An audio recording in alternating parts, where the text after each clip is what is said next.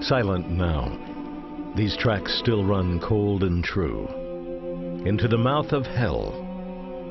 The Nazis called it Auschwitz. Inside are the heaping remains of the crematorium, ovens operated by the SS night and day.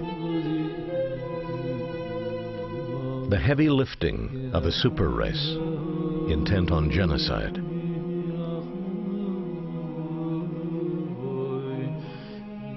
As the Allies pounded on Germany's door, Hitler ordered these chambers destroyed, hoping to erase the memory of those who died and the memories of those who survived. On June 14, 1940, Jan Kamsky was processed into Auschwitz. A Catholic, Kamsky was a member of the Polish resistance. His was the first trainload of prisoners into Auschwitz. Each was given a number, told the only way out of Auschwitz would be as smoke through the chimney. In 1998, Jan Kamsky returns to the place of his greatest suffering, to Auschwitz. He is 84 and has spent his life as an artist, a life now at the end of its cycle.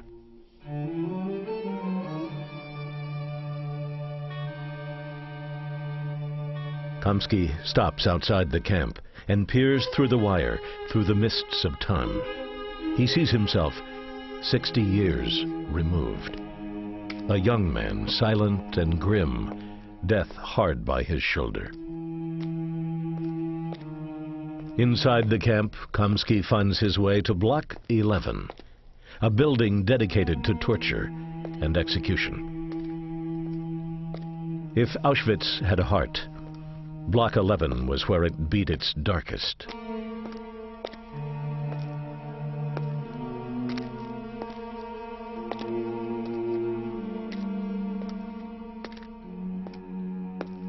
In the lower chambers of Block 11, Kamsky finds the cell he once inhabited.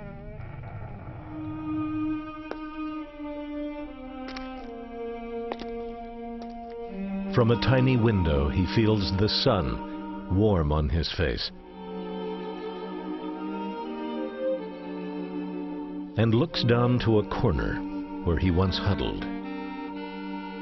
It is a memory Kamsky has revisited throughout his life, both as artist in his work and as prisoner.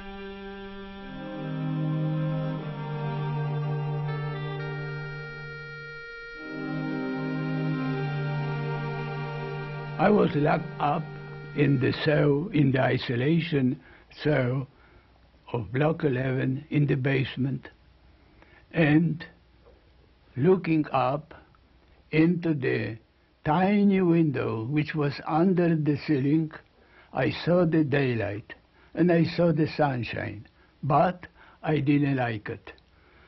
I really was thinking about tomorrow, and tomorrow I was supposed to begin the sentence of 3 hours of hanging on the stake.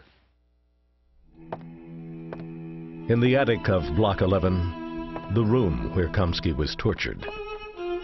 Empty except for a chair, which sits directly below the rafters from which prisoners were strung.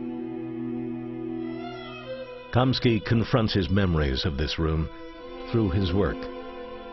He paints his own suffering at the hands of the SS, and in doing so, helps to fulfill his duty as a witness to history. Hanging on a stake was a terrible, barbaric punishment. Person hung on the